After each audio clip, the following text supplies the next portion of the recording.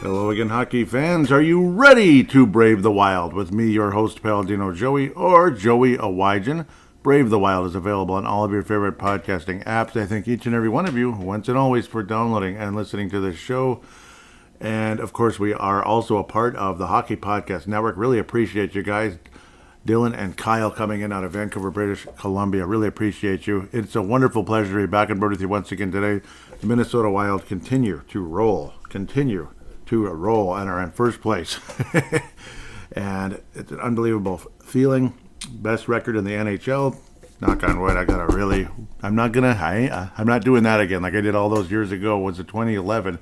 The 2011 to the 2012, I call it, I won't even say the words.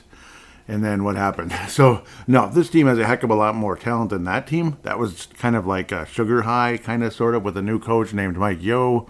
And young players playing well, and then all of a sudden, guys got hurt. And let's just get off of that. The Wild are winners of 4 in a row, and winning all 3 that we previewed on Thanksgiving Day. I can't believe it's already been a week since Thanksgiving Day. What the heck? It's like, okay, it's Thanksgiving. Okay, yeah, and then it's the next thing you know, it'll be like after Christmas already. Wow. Well, that's how it goes. So 3 games to review, 3 games to preview. Again, try not to babble too much of the previews, though sometimes I can't help it. The Minnesota Wild also make what you would probably classify as a blockbuster trade. David or David Jiricek. David or David, however you want to pronounce it. It could be David, American, David, Czech, Jiricek. So I'm saying it correctly, I hope. At first I was like, Jiricek, or Jura this, or Jura... No, yeah, it's Jiricek. So welcome to the Minnesota Wild, David Jiricek. We'll be talking about him for sure. But again, Minnesota Wild 3-0 in their last 3 games.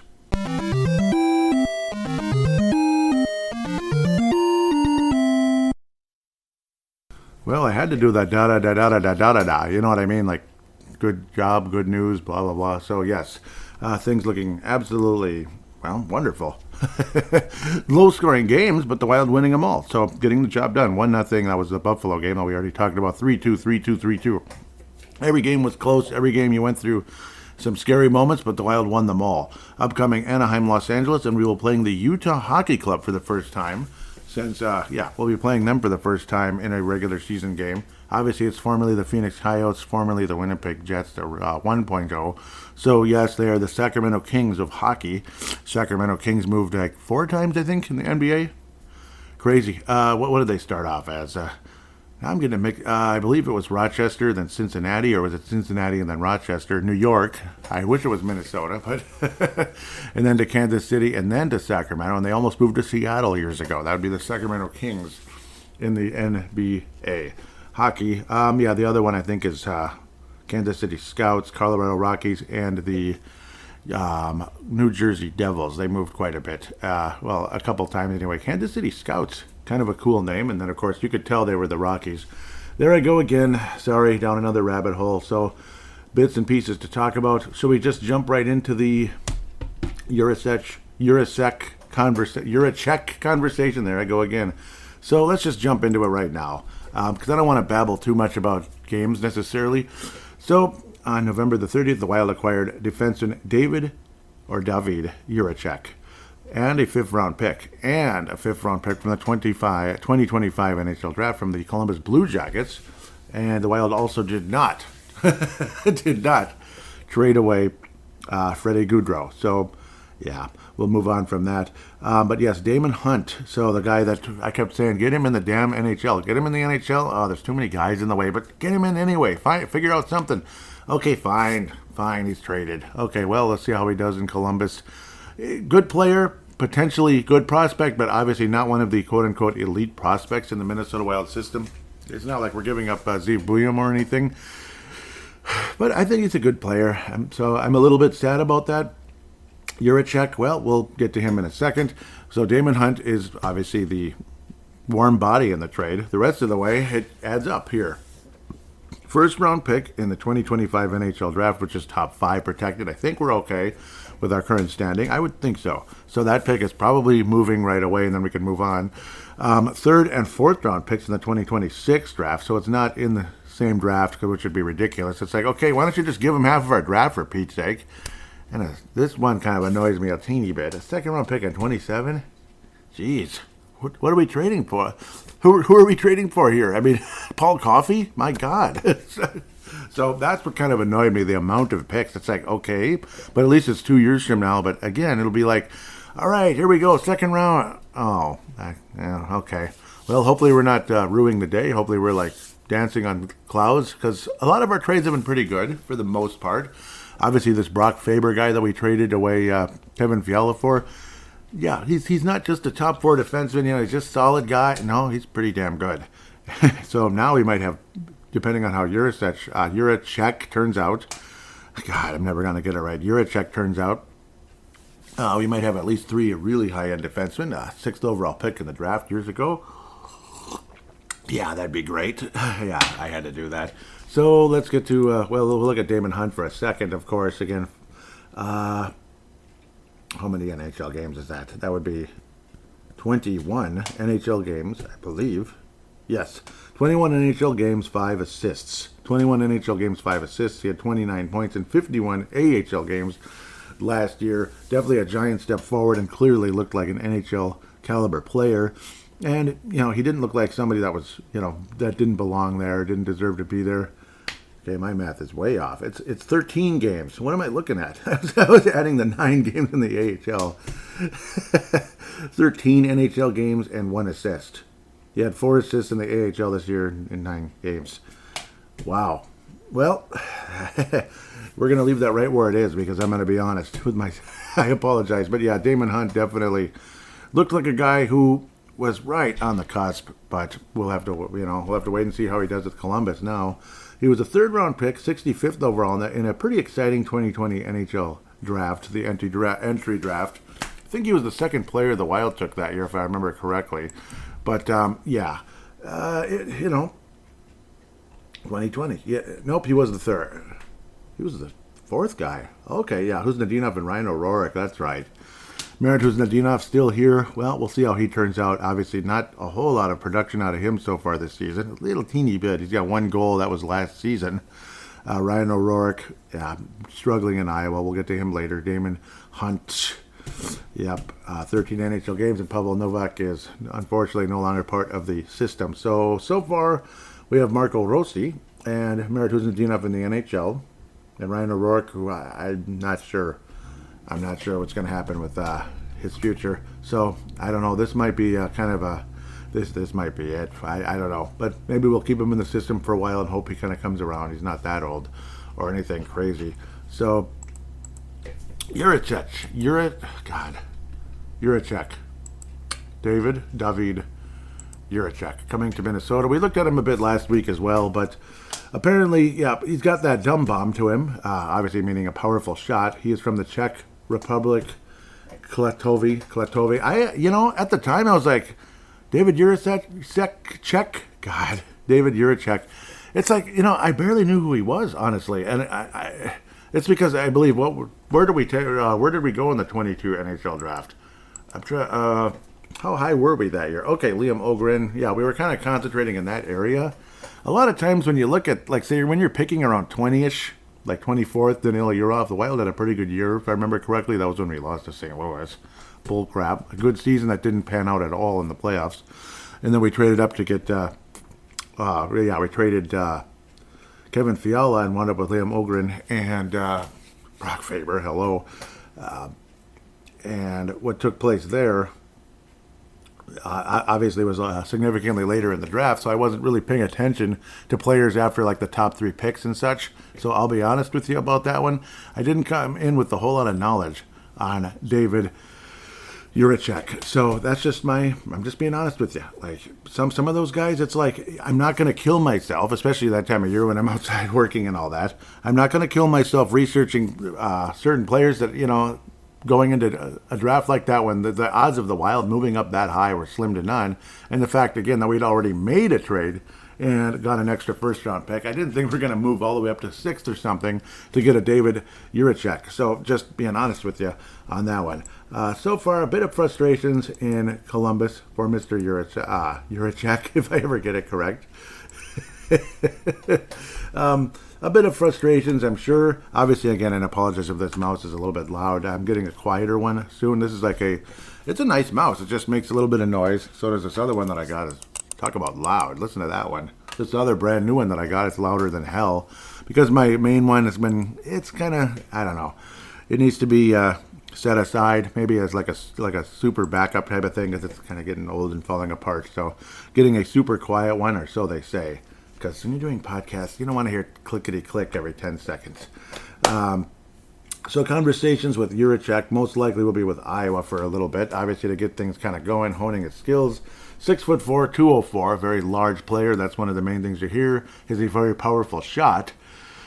Defensively, I think he's more of an offensive defenseman overall, but obviously that can be fixed a bit. I mean, even Matt Dumba's defense got better sometimes, especially when he couldn't score anymore, and it was like 4 points a year. You better be a good defender, because what the heck are you doing in the NHL scoring 4 points a season or something along those lines?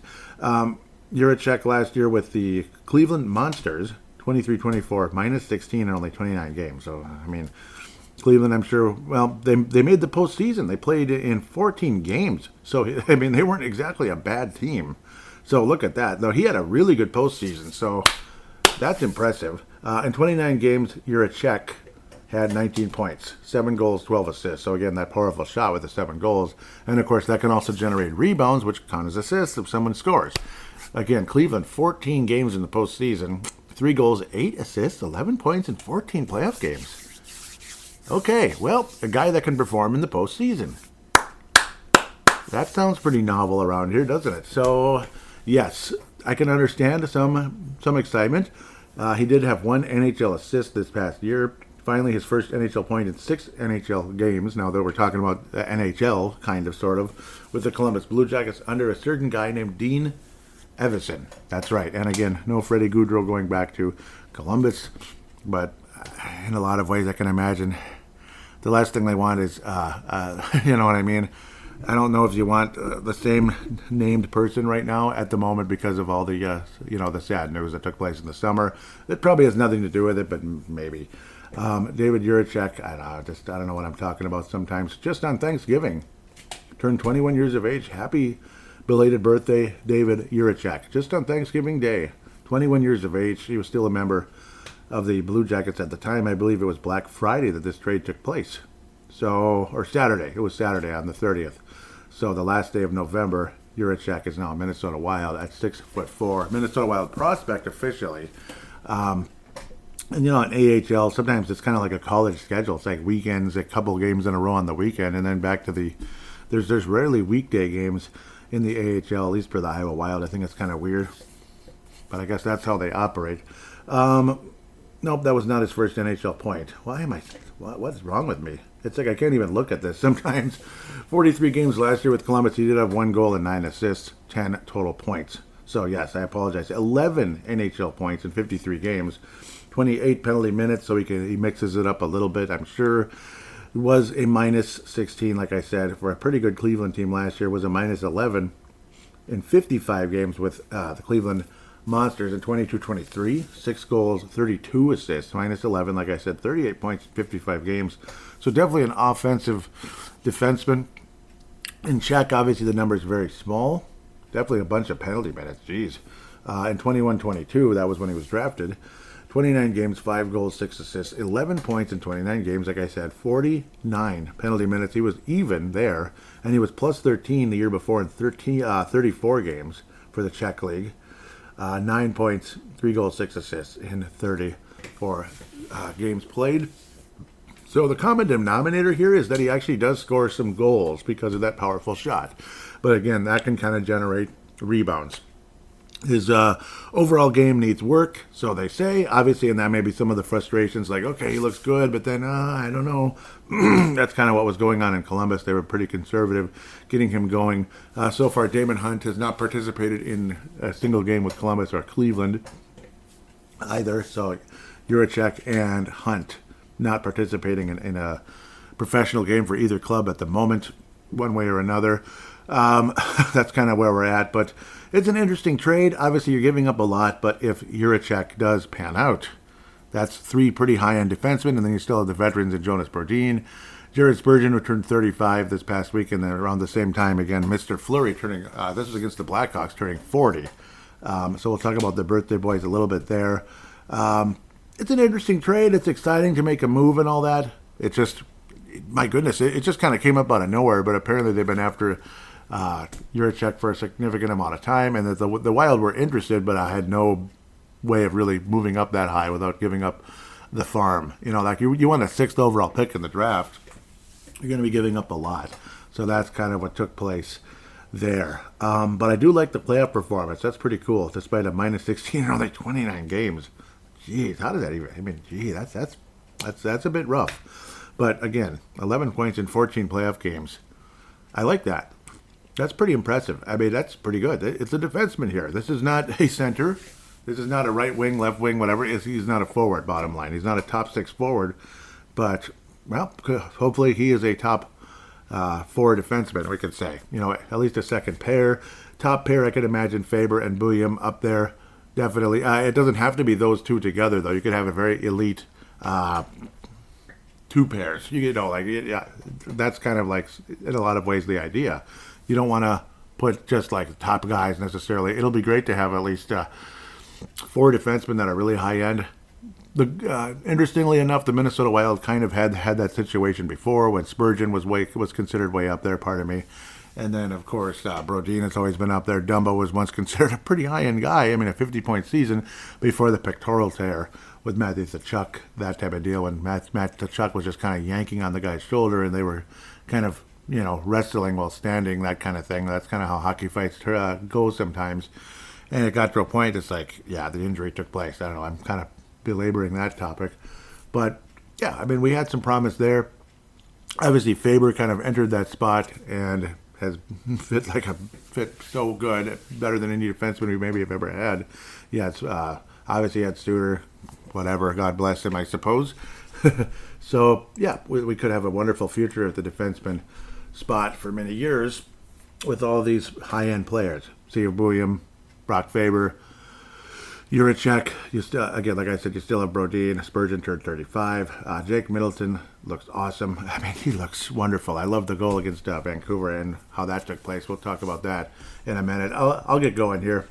You get the point about Jiricek. Obviously, more of an offensive defenseman, that's safe to say.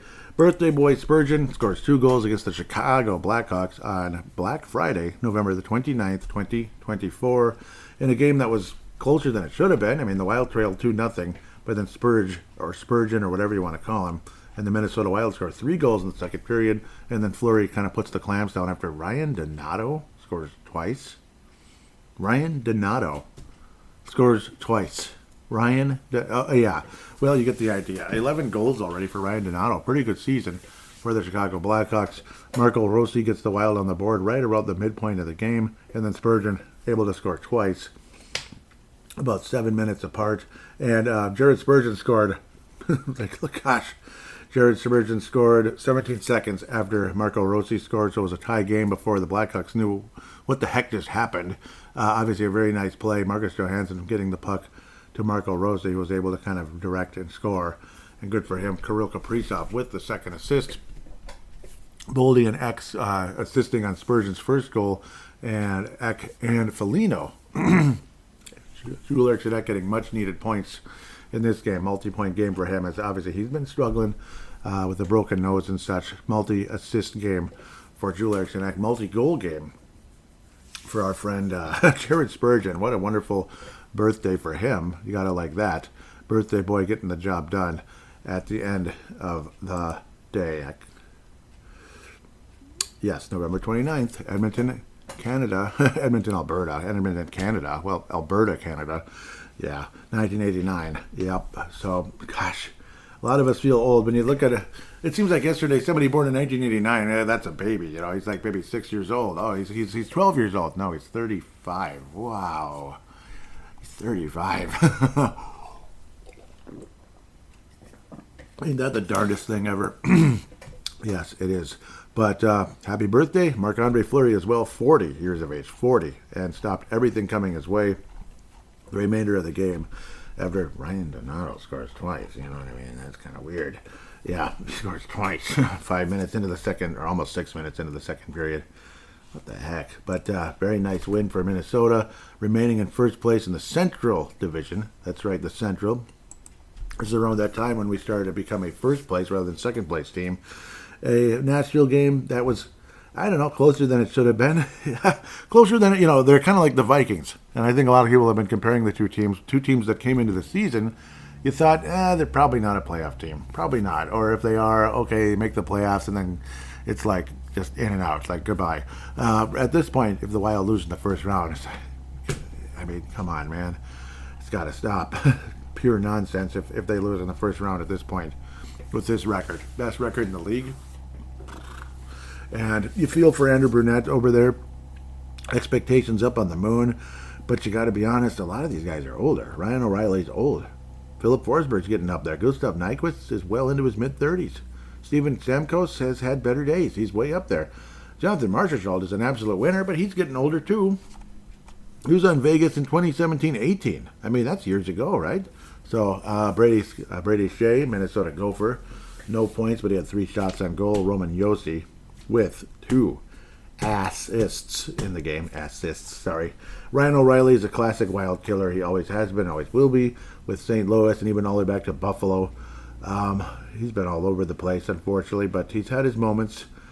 What did the Wild facilitate a trade? He was on our team for like a millisecond, but it was just a facilitation type of thing. Kirill Kaprizov with a goal and an assist in the game. Jared Spurgeon with another goal, and Declan Chisholm also scoring in the game. The Minnesota Wild escape another kind of a crazy back and forth type of game. Again, closer than it should have been. Chisholm opening things up very late in the first period, and then Svechkov getting his second goal. Fedor Svechkov tying it up less than a minute later. It's like, come on, what the heck? Ryan O'Reilly on the power play. Kirill Kaprizov on the power play. 15th goal of the year and one of the best players in the league. Those were fairly close to each other, about 6 minutes apart in the second period, and then Spurgeon ends it in OT from Kaprizov. And again, Eck getting another much-needed point. Again, it's nice to see his numbers starting to pile up a little bit after, again, struggling a bit with, getting banged up. Oh, it's just, I hate when Eck gets hurt. Eriksson Eck, part of me, God, he's valuable. Oh. So many of these players are valuable. I mean, Spurgeon, we're seeing how valuable he truly is. I've been ragging on him and ripping him, but part of it's frustration. Like, what the heck did I just see? Sorry. But Spurgeon, obviously, when he is healthy, he is insanely valuable. Like, I remember back in the day, it was kind of like that even with a guy by the name of Brad Bombardier, for us veteran Minnesota Wild fans. It's like he didn't score that much, in fact, hardly ever. But whenever he got hurt, which was way too often, it really hurt the Wild. Like when Brad Bombardier was healthy, it really was a big deal. It really helped this team. So obviously him being hurt sucked so bad. And kind of similar with Jared Spurgeon. Brad Bombardier was the kind of guy I looked at as a Minnesota Wild captain pretty much from day one. I like Brad Bombardier a lot. It sucked when he left, but it also sucked that he'd have these long-term injuries and all that. But again, Minnesota escaping 16-4-4, just unbelievable record at the end of that one. And great to come out of that with a victory. Again, you feel for Andrew Brunette because, man, last place. You're down there with the Blackhawks. Last place. Wow. Oh, excuse me. They have 2 more points than the Blackhawks now. Congratulations. The Wild 38 points and a game in hand over the Winnipeg Jets. 2 points ahead and a game in hand. 17-4-4 upon the victory coming up here. But can the Wild actually beat Winnipeg or Dallas? Right now, the matchups are terrifying. Look who the Wild would play in the first round. Colorado. Unless we get some kind of Pacific matchup. Oh, my God. Colorado. And then if we fall to second, who would he play? Dallas. If he fall to third, who would he play? Either Dallas or Winnipeg. So, well, guys, it's nice. I love the record, but you got to beat those sons of biscuits when the games really matter. Oh boy, I have nightmares about that kind of stuff.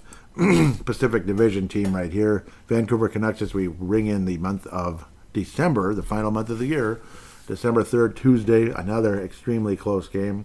Quinn Hughes scoring early on the power play.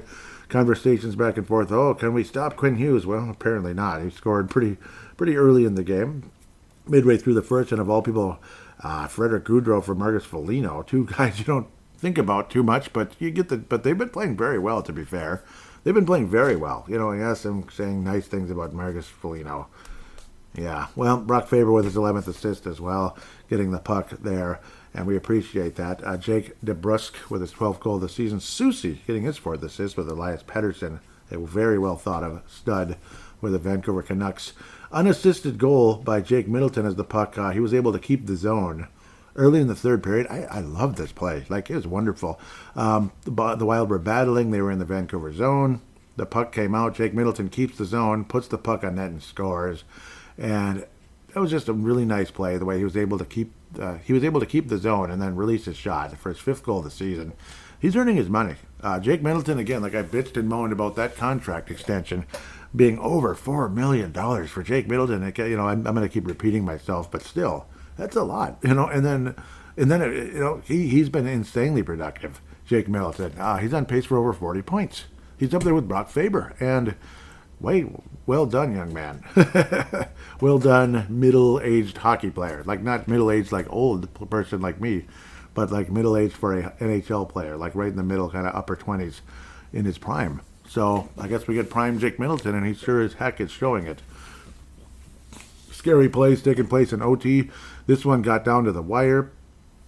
Golden opportunities and puck stopped, but then Gustafsson saved our ass, though. There was a nasty turnover. Marco Rossi skating through 2 defenders, two Vancouver Canucks, turned the puck over. It was a 2-on-0.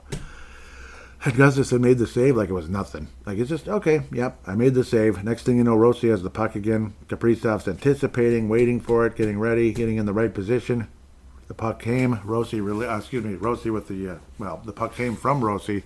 Kaprizov released and scored his 16th goal of the season, and the Wild come out victors versus the Vancouver Canucks. Awesome win, and a 2-on-0. I can imagine the whole place just oh no, and you could kind of see the expression on Kaprizov. He's like, oh boy, because he had no way of catching up at that point. It was too far away, but he was kind of like, oh boy, please, yes.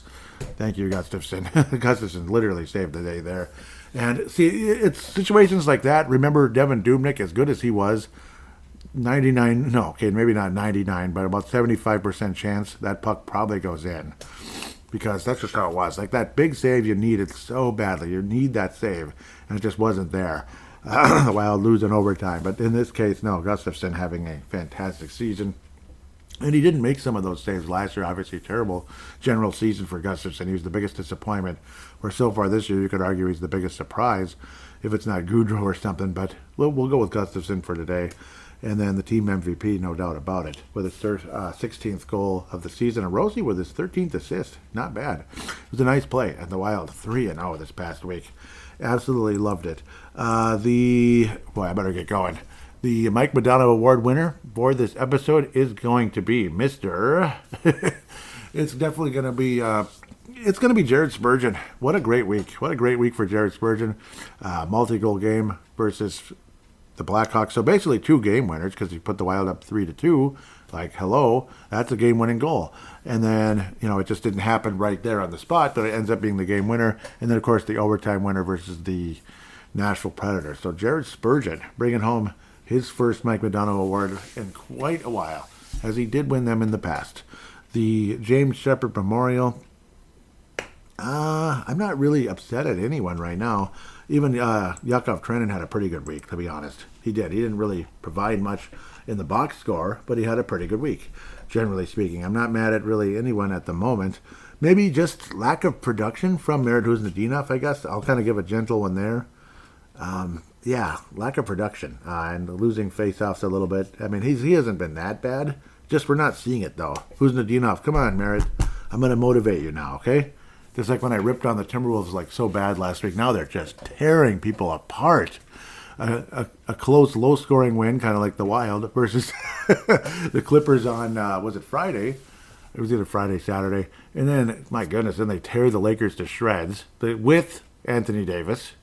And then, because Anthony Davis always seems to kill the Timberwolves, and then they turned the Clippers into mincemeat last night. And they had their full lineup. Like, it was like a 40-point game at times. So check out Timberwolves Explosion tomorrow for a conversation about that. So, I tore the Wolves so bad last week because they were bullcrap. So Merritt, come on now, let's go. Let's see some production. Obviously, the defense is there for the most part, but you don't really notice him that much. And I know being stuck on the fourth line with Ben Jones and Devin Shore isn't necessarily gonna put you in golden opportunities. But I don't know, with his skating ability and his overall talent, there's got to be something at some point. So you got to hope that Kuznetsov can break through a bit and become maybe a 30 to 40 point player, because right now he's on pace for like 5 points or something.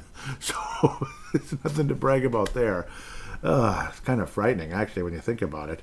Kirill Kaprizov, what's he on pace for? Something. He's on pace for 128 points. Hart Trophy candidate, yes, that's been mentioned a lot. Matt Boldy, caramba, I went right to the same guy. Sorry for the loud clicking. Again, like I already told you that story. This thing adjusts right as I'm going to click on it. Drew Larson-Eck is still only at 13 points? What the heck? Yeah, my goodness, what's up with that? Brock Faber, he's on pace for 43. Okay, and I believe Middleton's right around the same? Yes, it's exactly the same. Pretty cool. Roasty, yeah, that's one that, again, I'm excited about, generally speaking. 66 points, 23 goals, 43 assists. I'm in no rush to trade him. At minimum, he's almost like prime Bouchard level already. And his defense is better than Pierre-Marc Bouchard, right? Pierre-Marc Bouchard wasn't a good defender. In fact, that's why he didn't play a whole lot of center. Rossi has been playing center. He's a better player, I think. I don't think there's much of a doubt at this point. God bless Pierre-Marc Bouchard, but Rossi is a better player, and I would like to keep Marco Rossi for the long term. I believe Boldy's still on pace for right at 80. I guess it's 79 now. Damn it. 36 goals, 43 assists. That's his track right now. Knock on wood, please stay healthy. Jared Spurgeon's actually at 10 points in 19 games. How about that? You're starting to see like a 40-point level Jared Spurgeon. He's on pace for 33. But they'd have him projected to playing only 62 games, which that's where you get the 33. So we'll see how that all turns out. But it's going to be fascinating.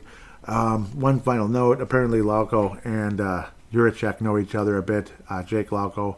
So, yes, countrymen and all that, and they've skated together in the summer. So there's a relationship there, and, yeah, a lot of people really like Lauko. So I like him, too.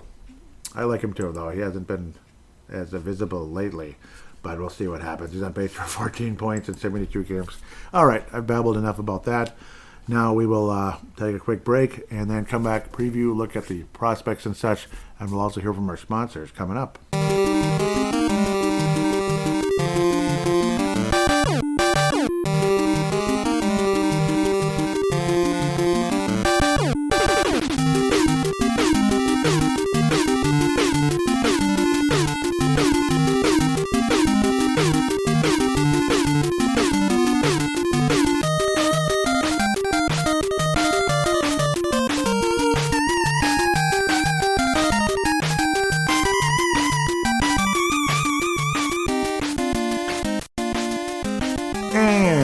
Back here on Brave the Wild, segment number 2.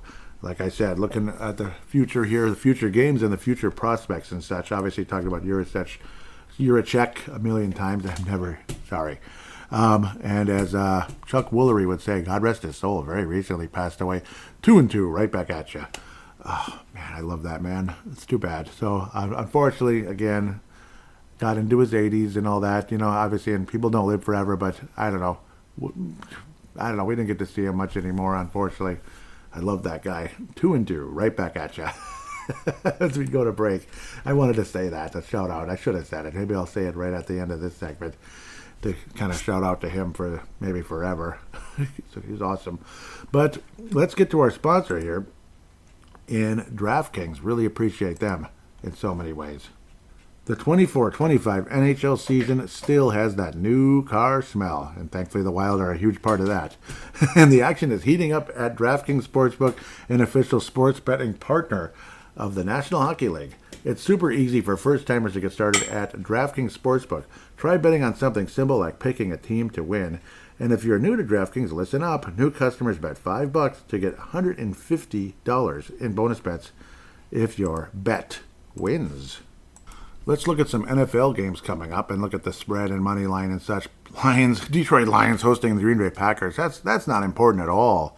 No, not at all. The Detroit Lions are the host. They are a minus 3.5. That's the spread. Green Bay, of course, plus 3.5. It's the opposite. So that's the point spread right there. Money line minus 175 Detroit. For Green Bay, the visitors plus 145. Want to look at some other major notables. Kirk Cousins coming back to town. The boy is back in town. The boy is back in town. The Vikings 6-point favorites in the point spread. In that one, again, the Vikings hosting Kirk Cousins and the Atlanta Falcons. We'll see if he throws 4 more interceptions. That might be a parlay. Okay, just kidding. Money line, my Vikings are minus 245. Falcons plus 200 anyway. Jacksonville and Tennessee, I don't know. I guess, should we? Since I mentioned it, what the hell? Tennessee's favored 3.5 right there. We'll just leave it at that. Ugh. 49ers and Bears, that's kind of important. 49ers favored by 4. Come on, San Francisco, get your head out of somewhere, man. They should be better than that. The Yuck City Chefs, they're a minus 4. Hosting the Chargers. That's a pretty good battle, actually. That's actually really good. What? Oh, it jumped ahead. Yeah, that's on, Dallas and Cincinnati on Monday night. Dallas plus 5.5 over Cincinnati. Well, I suppose they're hosting it. Interesting. We can look at hockey super quick.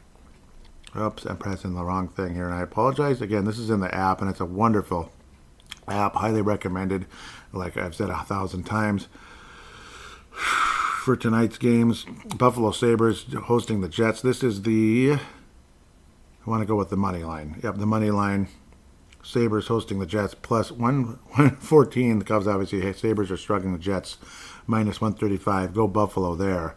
No doubt about that. Carolina hosting Colorado, minus 155 for Carolina. Colorado plus 130.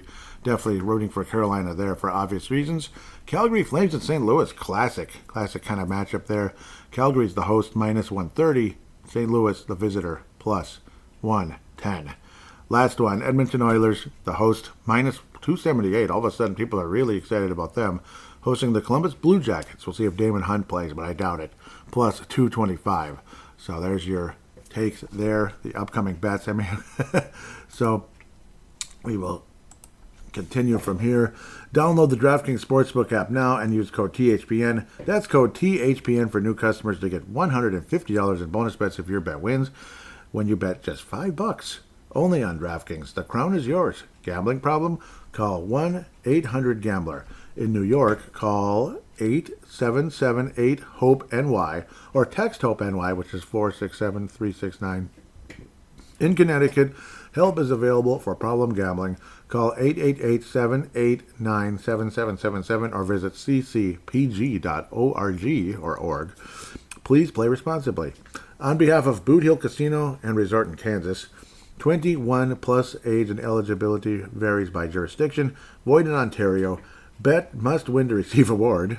Bonus bets expire 168 hours after issuance. For additional terms and responsible gambling resources, see dkng.co/ice. Copyright NHL 2024. All rights reserved. So, upcoming games.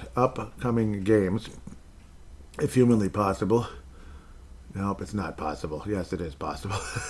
The Anaheim Clucks will be playing against the Minnesota Wild here, up and coming. This would be tomorrow night, Friday night at 9. Love those West Coast games, especially on a Friday, Saturday type of deal. I like them. If you don't like West Coast games, okay, fine. You like to get up early. Yep. I get up reasonably early. I don't like to sleep that much, to be quite honest with you. I'm a semi-energetic person. Lucas Dostal has been the main goalie this year. Sure, Lucas Dostal. Anyhow, 2.73 goals against average, save percentage of 92.1, and a shutout on the season. John Gibson, Johnny G, 4-2 on the year in 7 games, 2.57 and no shutouts, save percentage of 91.5. Troy Terry is leading the club in scoring. 19 points overall with 13 assists. That's the main attraction there in Anaheim. I got to think the Wild can beat this club. At least I would hope so. They don't score a lot, if you didn't notice. There's like 4 or 5 guys with 6 goals, and that's your leaders. Okay, 3 guys. Yeah, not quite 4 or 5. It's a low-scoring team. They stop the puck pretty well. The goaltending is pretty solid, if you heard. About 2.5 goals a game. Not bad. Against, that is. They're 7th in that category, and they're 31st in goals for. So, second worst in the league in that particular number. So that's kind of how that goes. Trevor Zegras, lower body, December the 4th. Leo Carlson did not play. And Brock McKinn placed on injured reserve on November 18th. Jonas Brodin is on injured reserve. Yep, Lauko on injured reserve, both on November 27th, retroactive. And Julius Shinek has a lower body injury very recently here. So that's unfortunate. He was limping around apparently after the Vancouver game. So that stinks. The Wild are 11th in goals and number 1 in the NHL in goals against with 58. Wow. Penalty minutes, the Wild are 3rd in the league at staying out of the box. I mean, when you're like 28th, 30th, 32nd, whatever, most of the time, your penalty kill's 26th in the league, which it is right now, yeah, you're probably not going to win a lot of games. But when you're staying out of the box to the level the Wild have this year, John Hines, your even keel demeanor is rubbing off. John Hines, you're a wonderful coach. Yes. And I'm going to knock on wood about all that, but yes. Anaheim is also, since I don't mention assists that much, but they're 31st in the league in that too. So interesting. The power play is 27th. The Wild is 19th. Anaheim's penalty kill is 25th. So their special teams are lousy. The Wild have mediocre special teams at best as well with the 19th power play, but at least we're winning games. At the end of the day, this is a 3-game series because it's a conference, not a division rival. Conference rival. The Wild did win 5-2 on November the 8th. This is Friday the 6th coming up. This will be in Anaheim, California, which could have been the original destination for the Minnesota North Stars, but they said no. The NHL said no. We'd much rather go the expansion route, which is a lot more lucrative. Yeah. And then, we still moved him to Dallas. Wouldn't that have been awful? And I think I mentioned this on a couple episodes ago when I talked about Norm Green and all that. Oh, the Anaheim Ducks, the Mighty Ducks, the movie, and that's all in Minnesota. Oh, they're all from Minnesota. Yeah, sure they are. But I mean, at least the characters were, right? The characters, not the actors and actresses. Of course not. But it's Minnesota. And then they leave for Anaheim. Oh, screw you. Wouldn't that be the perfect, bullcrap thing of all time? Season wrap-up is on Tuesday, April the 15th. Anaheim is 2-3 in their last 5. They've kind of won. They've lost. They've won. They've lost. They've won. Low-scoring games for the most part, except Vegas. A 4-1 smashing, pretty much. And then actually Anaheim beat Seattle pretty good on November 27th on the day before Thanksgiving, 5-2. Impressive. Seattle's not been too good. Anaheim is kind of semi-hanging in there. They're not that good. They're 10, 11-3, 8th place in the Pacific Division. You got to have an over 500 record. So all of you saying you just got to win a couple games to make the playoffs. It's real easy. No, it isn't. I mean, back in the day, Anaheim would probably be back in the day, yeah. Anaheim would probably be a playoff team at 10, 11-3. They'd be like the 4th place team out of 5 teams. That's when it was easy to make the playoffs. Anaheim would be in. The North Stars were way under 500.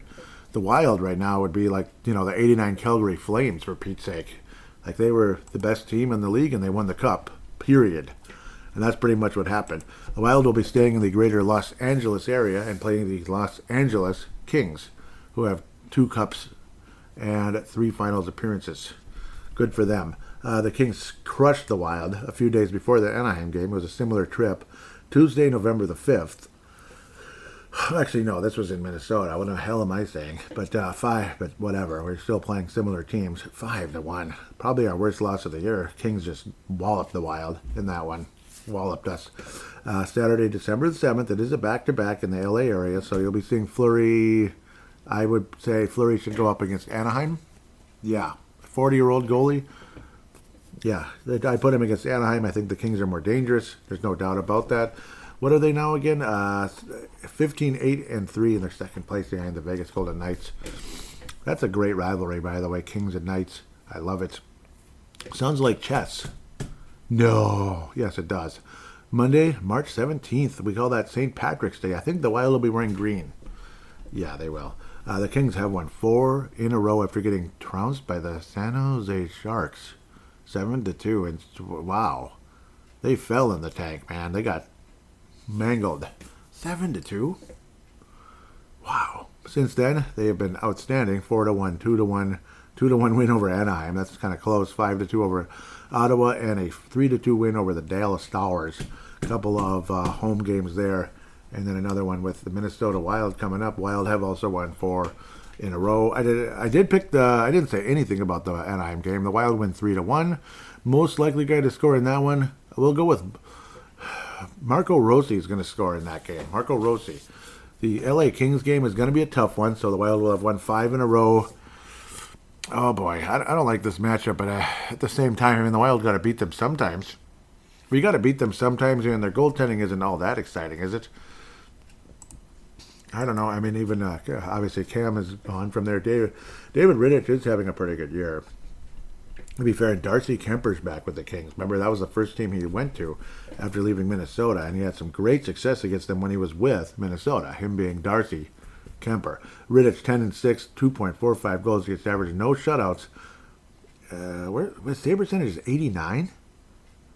What the hell? That's weird. He must not face a whole lot of shots. 89? And his goals against average is 2.45. Defense in front of him must be just elite, and I would say it probably is. Well, it is.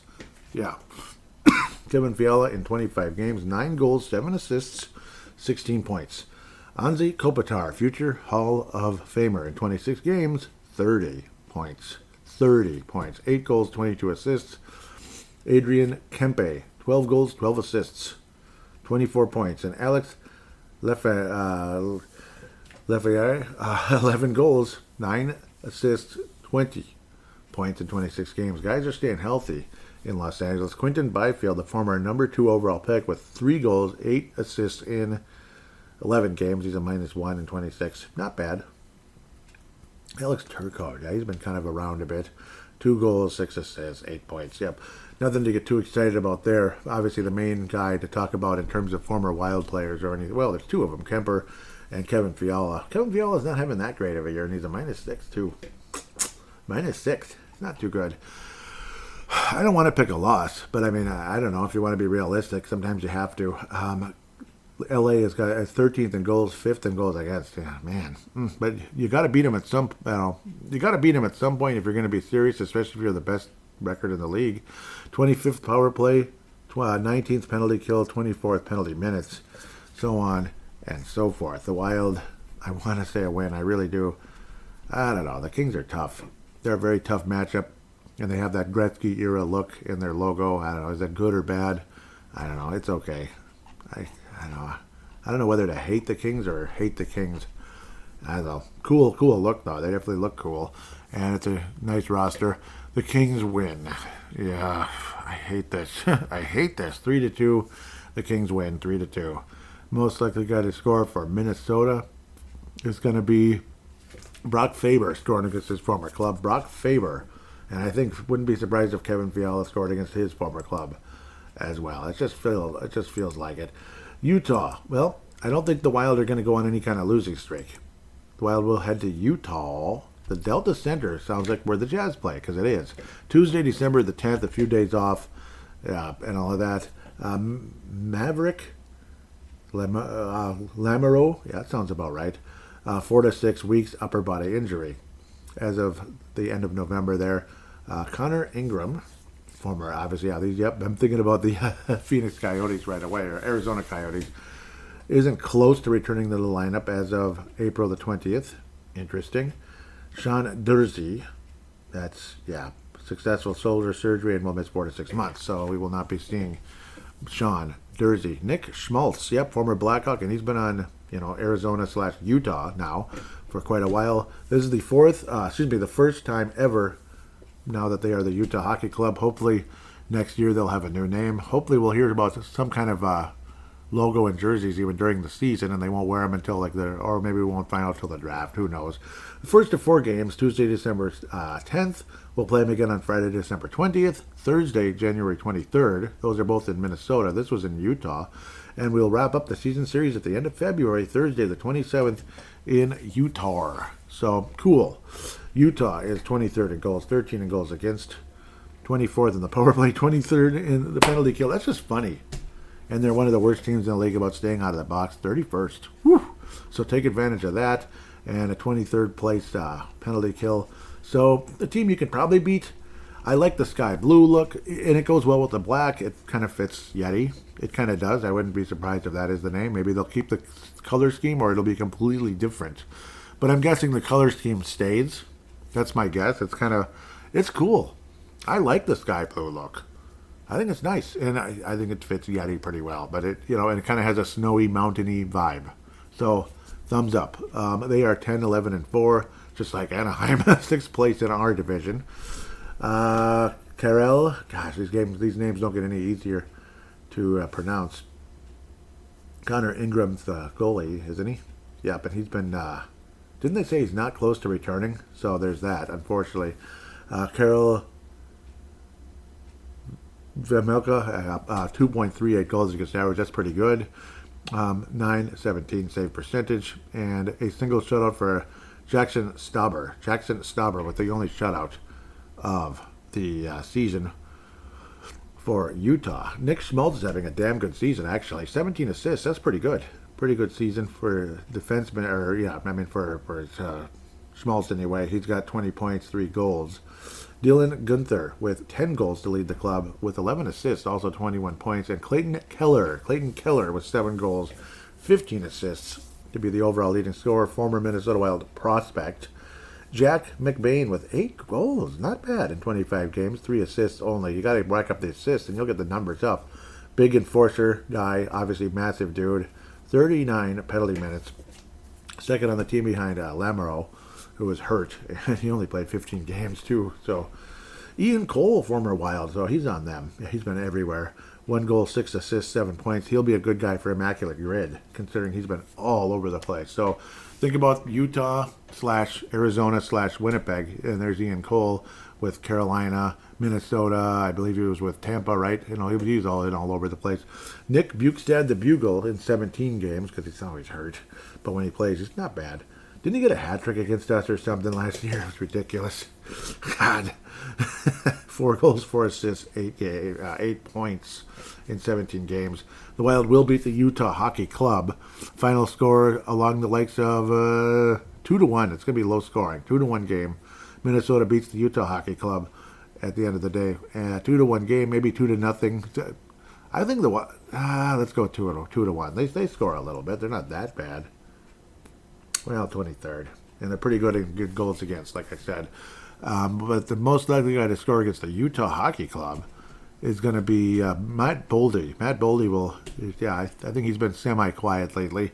Matt Boldy, pardon me. Utah, I remember that like a week ago. 6-0 over Vegas. That was wild, man. Pun not intended. 6-0. Wow. In Vegas, too. I could imagine that fan base wasn't too thrilled about that. Wow. Well, that's a nice Southwest matchup there. Gotta like the Southwest. I think it's awesome. So good for Utah getting a hockey club and the Yeti or whatever they're going to be called. We'll see what happens there. Recently, Utah is 2-3 in their last 5. Most recently, losing 2-1 to the Dallas Stars. The Wild will win 2-1 over Utah. With that said, so let's get going. Prospects and all that. We already talked about Jiricek ad nauseum. Jesper Wallstedt, whatever you want to call him, Wallstedt or Wallstedt, has been called up to Minnesota. I'm not sure what's going to happen so far in 10 games with Iowa. 4.34 goals against average, 86% save percentage. I don't know. As Bill Guerin might say, I don't know. Yeah, I don't know. That's... What the hell, man? That's weird. Mikey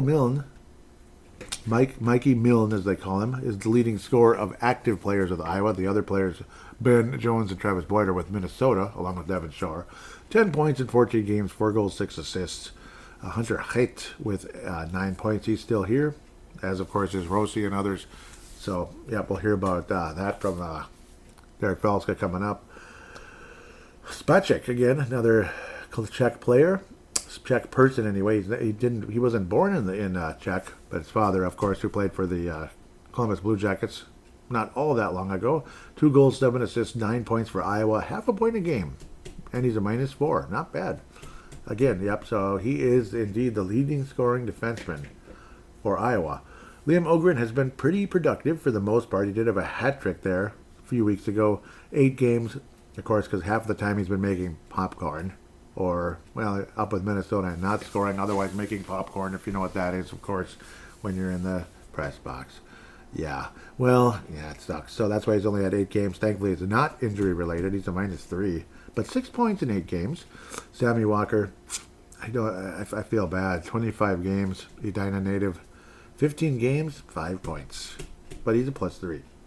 On a team that hasn't been winning that much, but they've been better lately, kind of.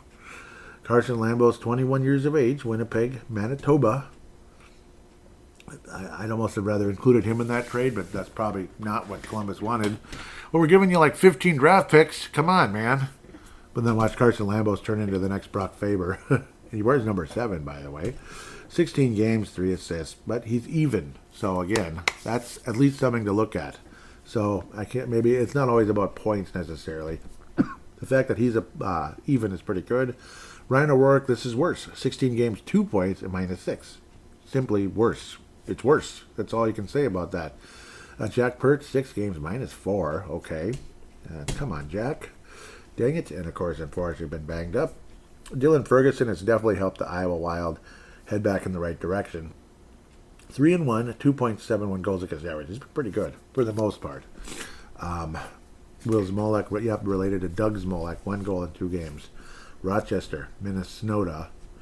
Luke Toporowski, Iowa native, 7 games, 7 points. Awesome. Davenport, Iowa. 6 goals. Wow, 6 of them, man. He's tied with Hunter Hates to lead the club. Impressive. In 7 games. So he's one of the great stories. I always say that. Oh, he's a great story because he is. He is a great story. Caden Bankier, 18 games, 7 points. 2 goals, 5 assists. He is 21 years of age, and he's a -7. I can imagine the frustration from a guy who's 30. He was -13. 9 points. Brendan Gauntz from Sudbury, Ontario, just like the Sudbury Wolves. So, all right. Adam Raska leads the club in penalty minutes with 40. Whew! And he's a +1, and he's only 22 years of age. Big dude, and likes to mix things up. So that's Iowa. Let's keep going. For the sake of time, I don't even know how long this show is. Almost an hour. Uh-oh. Keep going, right? Let's dance around in hockey a little bit. Ryan Healy for Harvard. Yes, from Chicago, Illinois. 3 assists in 8 games. Healy has missed time historically. Not too much, but a bit. He took a big step last year. He's a right shot defenseman. 22 points last year, 3 this year so far in 8 games. So I'd say I'm kind of, but he was a -26 for Harvard, unfortunately. Rigger Lorenz, the 15-time national champion. I'm just kidding. Well, it's over 10. 5 points against a step back. Last year he was way up, 30 points from 9 the year before. He's only got 5 so far in 14 games, and he's a -1. Damn it. Come on, Rigger. 3 goals, 2 assists. I don't like Denver, but dang it, I almost have to like them, though, because 2 of our prospects are there. Again, the same thing going on in Russia, but I would say, in Metallurg there, Mr. Danil Yurov. I'm not worried about the point production. We know what they do in Russia. When a player is close to leaving, they F around with them. To be blunt, they F around with them. 25 games, 14 points, 7 goals, 7 assists. He's a +6. Is Danila Yurov. Well, obviously, not getting the ice time that he deserves. Jimmy Clark, again, already ahead of last season. 11 points in 39 games last year. He was a +5 this year. He's a +12 in 16 games, 13 points already. Jimmy Clark, 7th-round pick, 21 years of age, with a future national champion Minnesota Gophers. 4 goals, 9 assists. Rock on. Caleb Parker, Victoria Royals. Now he's with the Calgary Hitmen. And, well, it is what it is. 4 games, 2 assists, +7, though. That's way better than the -6 he was at the Moose Jaw Warriors, who were the defending champions of the Western Hockey League last season. Caleb Parker is a right shot defense maw. Riley Height, a little quieter, unfortunately, as were most prospects. And again, this was Thanksgiving week, so yeah. I think Ryder Ritchie got the prospect of the week, and he had like 3 points or something. So, it is what it is. He was the only guy with over 2 points, 2 goals, 20 games, 11 goals, 23 assists, 35 points for Riley Heidt and the Prince George Cougars, who won't turn 20 until March 25th. That's when he can finally come to Iwija. Rasmus Kompalainen, the big guy, 6'2", out of Lahti, Finland. He has 11 points for the Pelicans in SM Liga. 3 goals, 8 assists, -7, unfortunately. Charlie Stramel, who already has more points than last year. All right, makes you smile, doesn't it? 12 games for Michigan State. 3 goals, 6 assists, 12 goals. Yeah, right. Maybe, but not right now. Not yet. He's a +7, too. Good job, Charlie. Junior year in college hockey there for Michigan State. Obviously, it's a pretty good team, too, but Gophers are better. Na boo-boo. 21 years of age, St. Paul native, Charlie Stramel. Go get him, Chuck. Hey, Chuck! Just kidding. Stevie Leskovar from Cambridge, Ontario. 10 penalty minutes in 5 games. Next, Chase Woodsky, Debden, Saskatchewan. He is a goaltender, 18 years of age, 6'2", a little bit on the thin side, if that's correct. 161 pounds? Huh. Interesting. Wow. Next, 3.22 goals against average. Saberson is just above 90. He is 10-8 for the Red Deer Rebels of the Western Hockey League. Congratulations, right? No, Sebastian Stoiani, 1 goal in 9 games. Next, for SM Liga, 1 goal in 9 games. Let's just keep going. He is a defenseman now. Kiviharu, I think I'm saying it correctly, SM Liga. Yep, another SM Liga League guy with 8 points, 3 goals, 5 assists in 28 games. Being pretty productive out there, and he's a +1. Again, 28 games, so already at as many games as he's played in the last 2 years. Ryder Ritchie, the prospect of the week, with only 9 points in 13 games, and boy did he need that. Oof, yeah, he's a little bit off to a slow start. Come on, Ryder. I know it's cold outside, but let's get that engine moving. 13 games, 4 goals, 5 assists, and he's a -5 for the Red Medicine Hat Tigers. Dang it. Oh, I hit the wrong thing. Okay, didn't hurt anybody, though. That's the important part. Yeah, again. And we wrap things up with the best, last, and absolutely not least, Ziam Buyan, 16 points in 14 games, 3 goals, 13 assists. Awesome. Looking awesome. And, of course, this is college. They didn't play. So, but 16 points. 16 points in 14 games for the future team that gets beat by the Gophers in the national championship or semifinal or something. Yeah, you know what I mean? Yeah, I refuse to say they're going to win again this year. But, yeah, sorry, Zeev, I have to say that. Until you're on our team, I can't root for you, root for your team. I can root for you, but not for your team. 50 points last year, awesome year for the national championship as a freshman. A guy who could have gone in the top, he could have gone 6th overall, just like a certain player we acquired for a bunch of draft picks this past week. So think about that. So, well, we'll see. This defense core could be pretty damn exciting coming up. So that's going to wrap up segment number 2. Now we'll hear from Game Time. Keeping up with our Minnesota Wild is something we all enjoy. There's one thing about watching them on TV, which is fun and everything, but there's nothing like going to an actual game in person. You get to hear all the sounds, you get to see all the background, you get to see everything going on, all the energy when there's a player with a 2-on-1, maybe a fight starts, a big check, a spectacular goal. I mean, getting to see Kirill Kaprizov display his greatness, there's nothing like it. And you get a great opportunity to go to games. I used to not really go to games a whole lot, but now with deals like these on the Game Time app, I mean, there's nothing like it. This upcoming game on December 12th, the Minnesota Wild host the Edmonton Oilers. And, man, you get a chance to see Connor McDavid. You get the super deal, which would be in the lower deck, $109 super deal. That's especially great. Man, I mean, you get to see Connor McDavid that close. It's pretty much about center ice. Can you believe that? $109 super deal. You better check that out. You get something as cheap as $44 to go see the Edmonton Oilers. And really, at the XL Energy Center, every seat is good. I mean, the sight lines are fantastic. You don't get a whole lot of In fact, you don't really have any obscured vision at all, and you're pretty much right on top of the action. As the Alexandria Energy Center was the first building in this town that really provided that type of wonderful, wonderful view.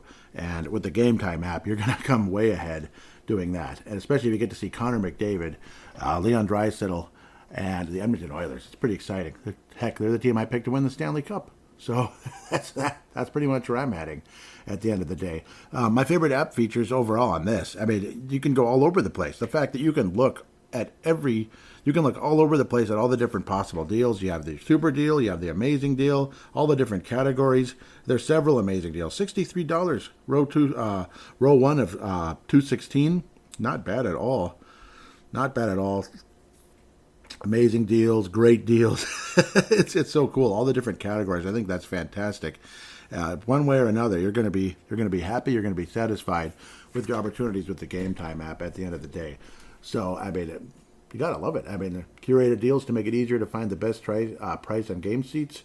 The super deal, like I just said, seat views before you buy. So yes, you can even have that panoramic view. I mean, it's fantastic. Lowest price guarantee. Even event cancellation protection, that would be like if there's, that'd be like if you're maybe going to a concert or something. I would hope they're not going to have to cancel a hockey game, but I guess you never know at the end of the day. Again, Game Time picks, all-in pricing, seat views, get a panoramic view from your seat in the app before you buy. So that's pretty cool. You can actually see what it looks like before. I mean, technology is fantastic, and Game App brings you that.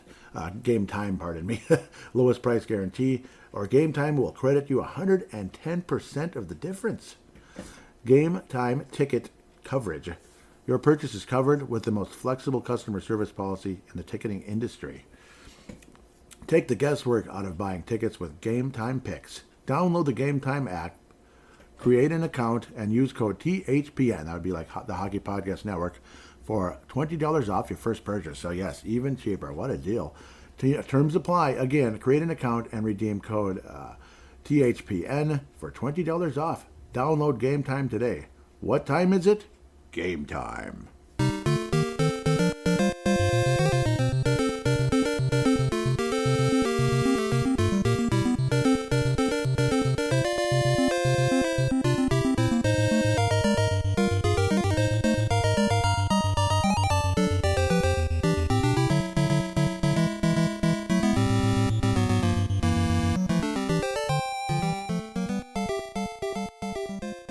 And we are back here on Brave the Wild, segment number 3, fan interaction segment, where we hear from you guys, as we like to call it.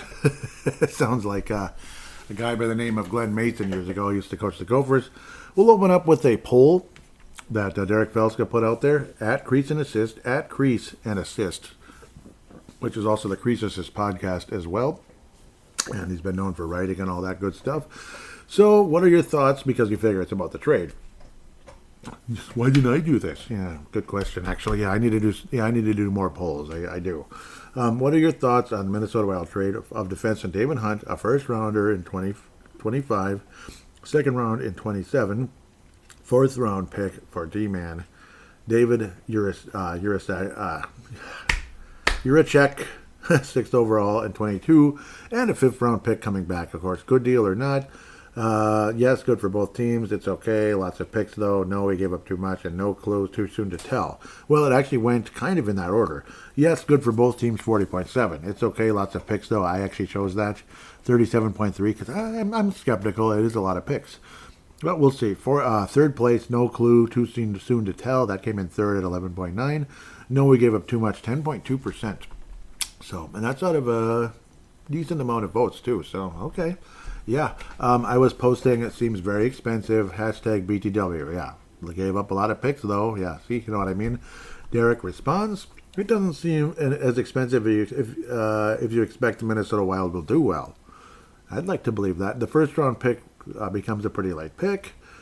Same with the second and the fourth. I don't think the 25 draft is especially deep, and Derek does know more about the draft than I do, so I concede there.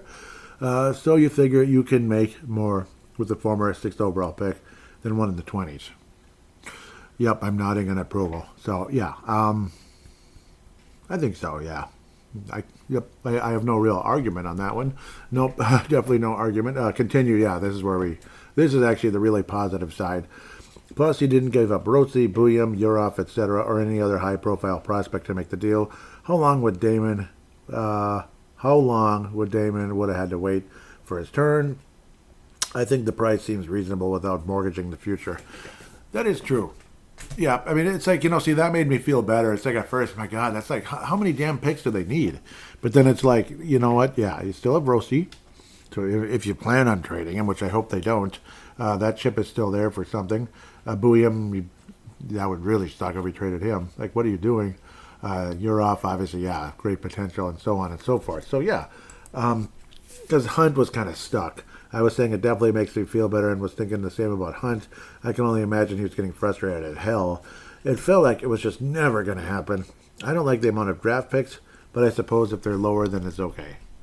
Yep, and that's kind of my general response on that one. I shared, basically, what do they call that? Quote tweeted, hashtag BTWMN. I was saying, yes, those of you that want to interact with the show, hashtag BTWMN. And those of you that do that, thank you so much, because it keeps things organized. Michael Rousseau. Sounds familiar, right? Obviously of The Athletic. I'm hearing Joel Eriksson-Ek is going to be week to week with a lower body injury, so this is going to be a blow to the Minnesota Wild, but this team has found a way to overcome lots of injuries so far this season. Of course, Eriksson-Ek is considered their most irreplaceable center. There's no doubt about that. Derek responds with, that's unfortunate, and perhaps it prompted the angry response of the Minnesota Wild throwing their weight around after X got messed around with a few, got messed around with by a few of the Canucks players. Sorry about that. God, sorry, the dumb button would help there on that one. I wish they would have done that earlier. So Ek will still be in the lineup. Yeah, seriously. Seriously now, right? I was saying ready for the next Brave the Wild. Thoughts on everything Minnesota Wild. Tag it, hashtag BTWMN, and ask as many questions / comments as you'd like. Please retweet and so on and so forth. The repost. Derek Felska lightning round has returned. Well, I can't say hath returned every time. Gosh. Okay, there. I said it anyway, didn't I? And I'm clicking in the wrong places. Continue. Which Minnesota Wild player would you most wish to have a beer and talk hockey with? Interesting. That's an interesting one. Let me think for a moment. Man, that's an interesting one. Obviously, Fleury, you'd think it'd be up there. He'd be up there, but... But... beer and talk hockey with. A lot of me is like Kirill Kaprizov. He seems like a pretty cool guy, doesn't he? And obviously, it's like he's a star player, but it's like it's more than he's just a star player. Personality, I think he has a personality underneath. Obviously, it's a little bit of a language barrier, but it's not that bad anymore. He'd be up there. I think the winner, though, it has to be. It's gonna be Brock Faber. Yeah, Brock Faber. I think it'd be awesome to have a beer and talk hockey with. Brock Faber is probably at the top of the list of that group. The other guy who's probably way up there, and I know I'm bouncing everywhere, is Jake Middleton. Jake Middleton or Brock Faber. I might even go with Jake. Yeah, they're way up there. Yeah, it's because there's probably, I can imagine a lot of them being fairly cool to be around. Spurgeon would be cool for the most part. Jake Middleton. Jake Middleton wins. Jake Middleton. Yep. Decision made. Jake Middleton, I think, would be a lot of fun to have a beer and talk hockey with. Jake Middleton makes me smile, and I apologize deeply for the mean comment with a Wild sign him to that extension. But, of course, I have PTSD with these contracts and these no move clauses and all that crap that's been going on with this franchise for far too long. Next, will the PWHL Frost repeat as Walter Cup champions or not? I kind of say why not. Odds are they won't because, you know what I mean, there's always these other, somebody else always emerges. But I'll step out in good faith and come out with a positive. Yes, the Frost repeat as champions. The Frost repeat as champions. We win the first 2 championships, and we win one as the Frost, which would be really cool. So I think that'd be awesome, honestly. Continuing, the Minnesota Wild are having a Star Wars night where fans can get a Darth Faber jersey. Join the Darth Faber side. Anyhow, what player and video game themed giveaway would you suggest for the Wild? What player giveaway? Do you mean like a... Oh, okay. I see what you mean. Okay, so it's a Darth Faber jersey. I get it now. What am I talking? Yeah, so it's like, but like comparing it to a video game. Super Mario, that would be Mario Lemieux. Okay, I'm just kidding. That's a little bit out there. Sorry, but that would be cool as hell. Man. Super Mario. I don't. Would that be fun? Would Marco Rossi and Super Mario Brothers 1 kind of video game themed giveaway? I think that'd be fun.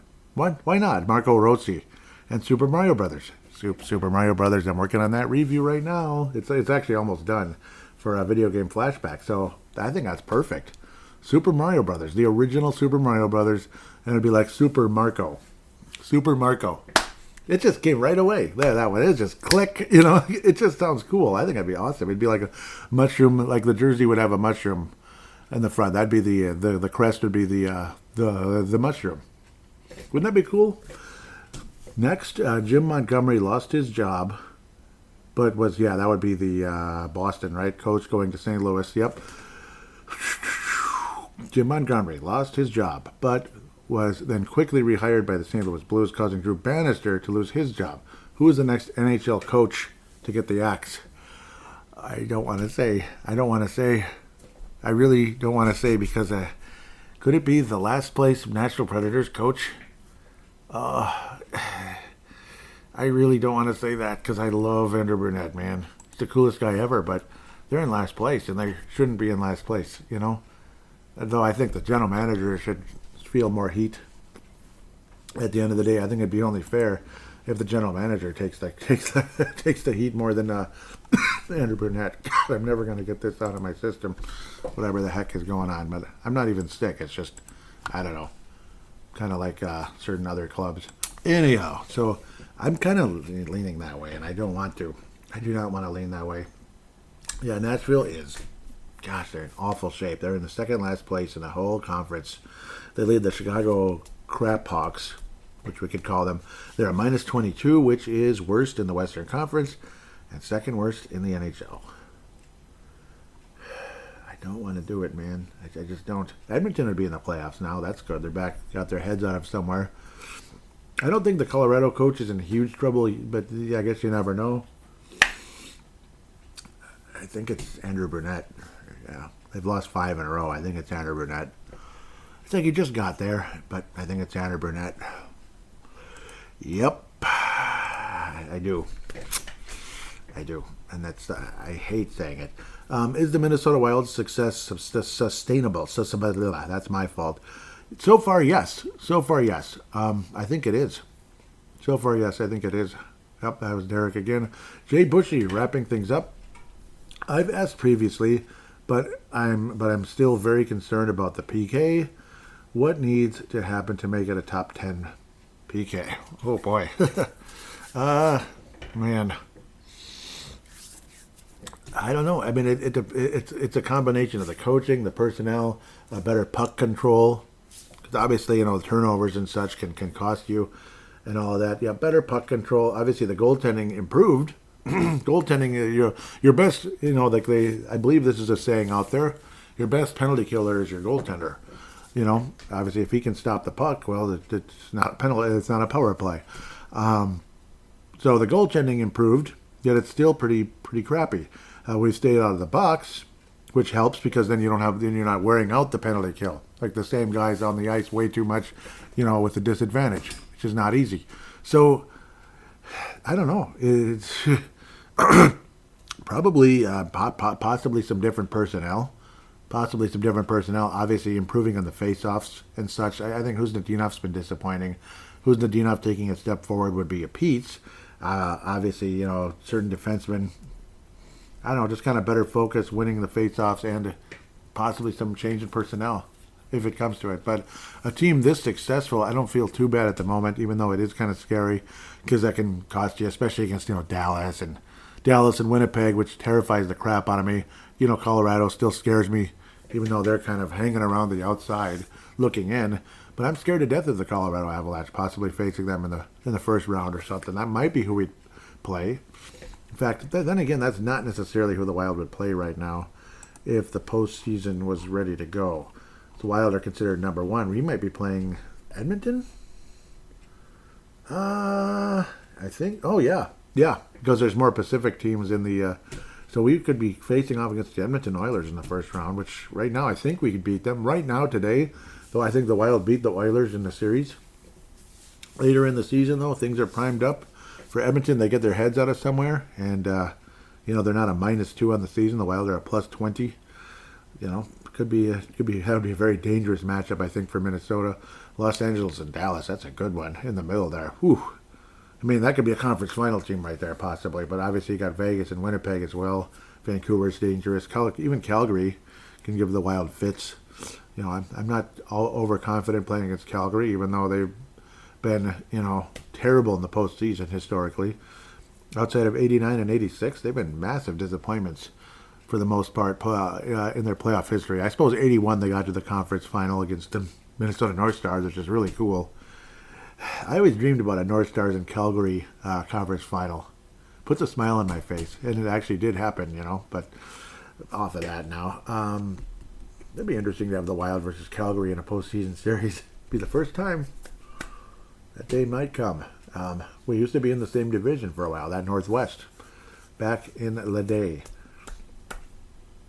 Yep, I'm dancing all over the place. But yeah, it does need to get better. It could be personnel changes.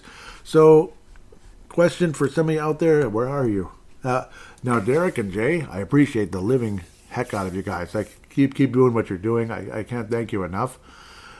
Where are the rest of you guys? What's going on? I've been putting out the bat signal. Where is everybody? Where are the other commenters? So it'd be nice to get at least one or two comments, tweets from somebody out there. Tom Hayen, Morty, guys like that out there. I know there's a few. Brian Herrera, he disappeared a long time ago. I'm not sure what happened. Hope I didn't annoy him or what. I don't know what happened. He was a lot of fun to interact with, and usually he'd have sometimes there's even some miniature lightning rounds. So I'm not sure what happened there. It's too bad. It's a bummer. I'd love to hear from you guys. I know you interact with Crease Assist, but yeah, you can interact with my show too. But maybe it doesn't help that I haven't done polls. So I think partially that's my own fault. Obviously, yes, interact with both of us. We're all kind of a fun group here. We're allies. We're not enemies. That's the whole point. We're allies. We're friends here. So that's the whole point. Now that I've babbled enough, huge shout outs, obviously, Crease Assist Podcast, Derek, Kalisha, and Teresa all together do a great job. Sometimes one or two of them are out. Well, usually one. Usually there's at least two people. Yep, I don't think they've ever done a solo show. Maybe Derek did once. So I get the bragging rights. I'm the king of solo shows. Almost everybody out there has a co-host or two. I'm okay doing solo. I kind of like it. And obviously, worrying about somebody else's schedule when mine can be tight enough as it is, and it's odd because it's second shift and all that. And when the lawn service is in, holy crap, good luck with that. So that's why I'm not too like, oh my God, I need a co-host. No, it's nothing personal. I mean, obviously, it'd be awesome to bounce ideas off with somebody. It's fun, but at the same time, doesn't match. And I am kind of a solo host anyway. It's kind of just become who I am doing podcasting. Enough about me. But yeah, I love that you guys do a great job, though. I mean, yep. They do a great job on Crease Assist. Justin Baki, Pavel Bennett, MNW Young Guns / MNW Prospects. Just amazing job you guys do there. So much fun interacting in the Prospect of the Week and everything. This last week was Ryder Ritchie. Pretty cool. So love being a small part of that one. I mean, they do an amazing job there. And it's always, that hope, that next great prospect. Remember how Kaprizov was that guy forever. Now it's like Yurov, Sia Bouillon, Jesper Wallstedt. Guys like that.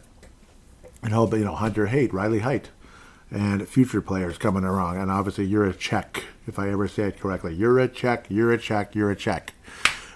Minnesota Wild Global, Scott Cavendish. Yes, Scott Cavendish. Kathy Main, Michael Fick, David Abraham, David and Chance Kostick. Yep, you guys are great. Awesome page. You know, Chad Walski, I hope I mentioned, or I'm not sure if I did.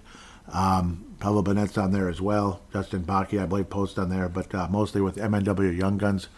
Pavel Bennett does post a lot there. He's also from Czechia, so great job. Pavel Bennett's an awesome guy. He actually designed the logo for Brave the Wild, so huge shout out and thank you forever for that one. Patrick Turner, Minnesota Wild Nation. Shout out to you as well, coming in out of Florida, and congratulations once again to your Florida Panthers, because the Wild and the Panthers are his clubs there. With that said, again, get your DraftKings app. Yep, game time. Get to those games. Enjoy some hockey, some football, some basketball. Concert, I couldn't care. You know, I'm not much into concerts. I just, no. Sports. I don't do concerts, sorry. I just don't, especially in today's music. Holy, yuck. You'd have to pay me. Yeah. And no one's going to do that, so I'm not going. With that said, thank you so much. Go Wild. Keep this going. Can we sustain it? I hope so, Derek. I really do, and I think so far, yes. Obviously, I think the big thing is obviously staying healthy. That is the biggest thing. You know, and Joel Eriksson Ek being hurt does not help. So, damn it. It's been a frustrating year for that guy. Hopefully he'll be okay. It sounds like an ankle is my guess. I'm just doing a guess. I could be way off because it's hockey. It's a lower body injury, but limping off the ice.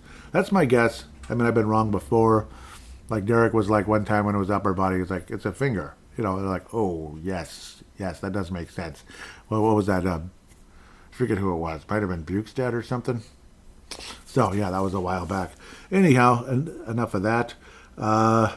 We will be back with you next week. Take care and talk to you then.